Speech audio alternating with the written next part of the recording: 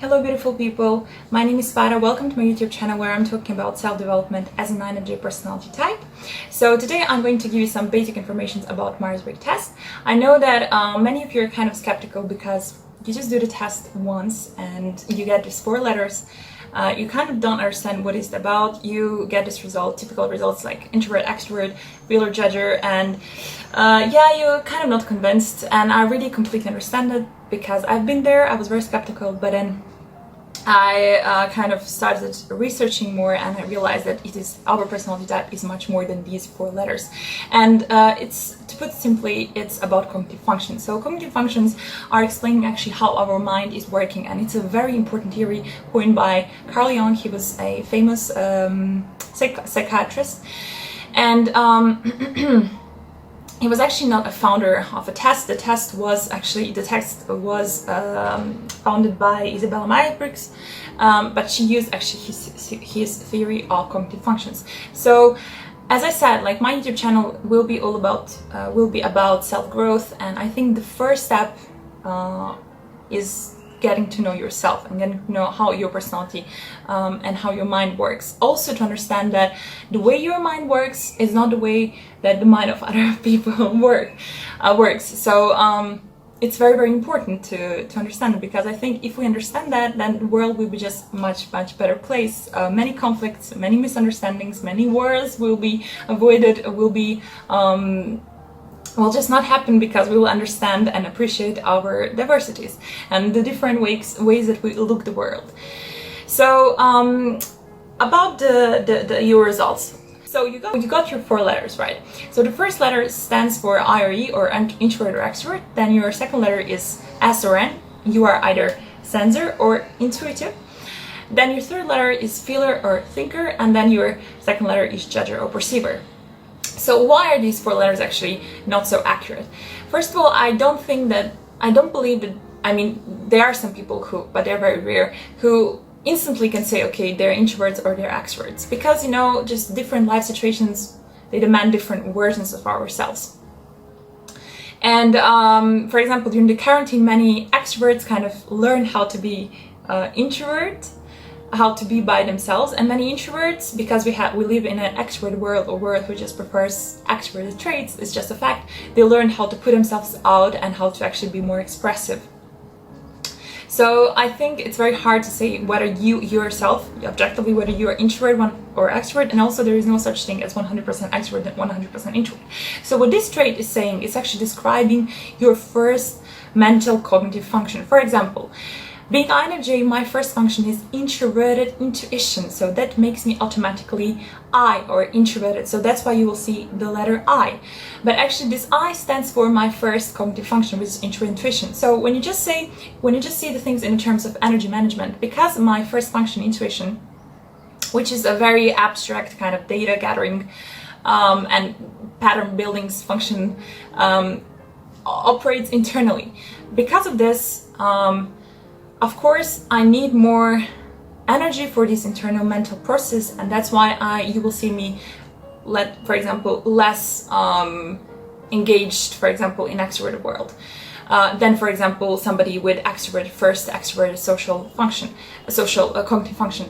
It does not mean that, for example, introverts are antisocial, that they dislike people, that they can only be happy when they're alone. No, that's not true. We just need some time to charge our batteries, to process things internally. So yeah, your second letter is N or S, so you are either sensor or intuitive. Sensors are people who are kind of more practical. They live in a more, like, let's say, realistic world. They like facts. They like when you explain to them how is something functioning. They are people who will immediately, when you're talking with them, immediately ask you just automatically for examples, because they want to know how is something functioning. Intuitives are more people who are kind of, I would say, theoretical types. They're more abstract thinkers. They're more imaginative, creative type of thinking. They get bored with routine very easily. And there are more people like who will ask you the questions like why, you know, why something, why is this? They're more like, you know, in the theories, they daydream a lot, so you have different preferences.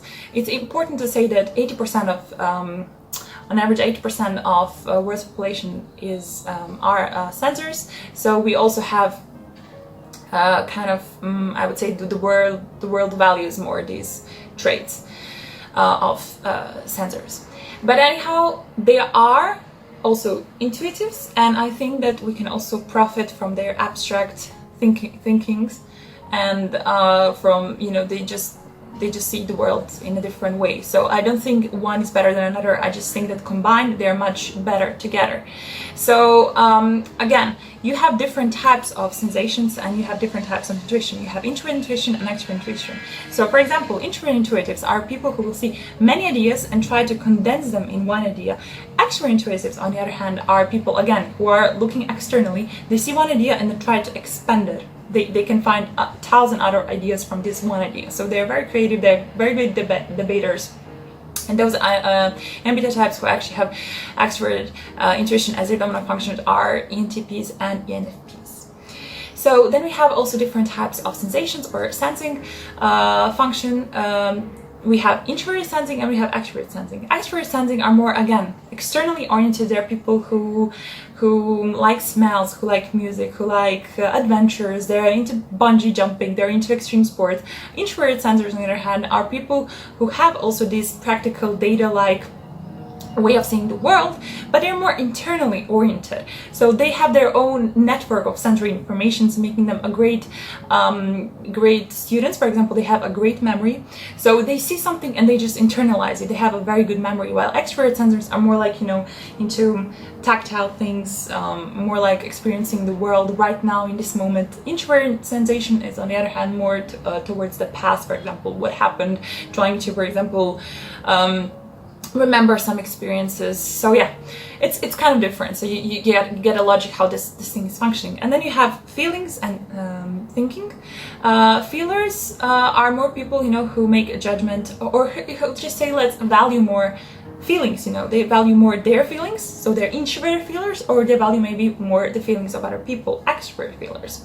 So they want harmony, they don't like conflicts. And then you have also thinking. You have introverted thinkers and you have extrovert thinkers. Extrovert thinkers are actually people who value the logic.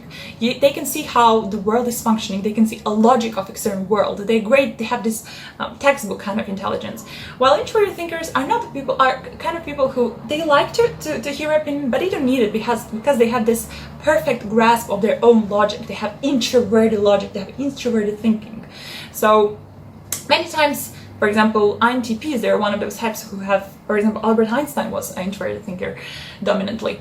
So these are the people who have their own theory, their own way of thinking, which is usually not very objectively logical, you know, to the world. They have their subjective logic. So you can see that not all thinkers are the same. Extrovert thinkers are going to be more objectively logical, you know, they just know, you know, this is how it's done, this is how we're going to do it, this is how a decision is made. But introverted thinkers are more kind of the people who think independently of other people's opinions. So, you know, it's a different type of analytical kind of subjective intelligence. And again, if you're a feeler, it does not mean that you're not capable of thinking, it just means that you value more, for example, feelings.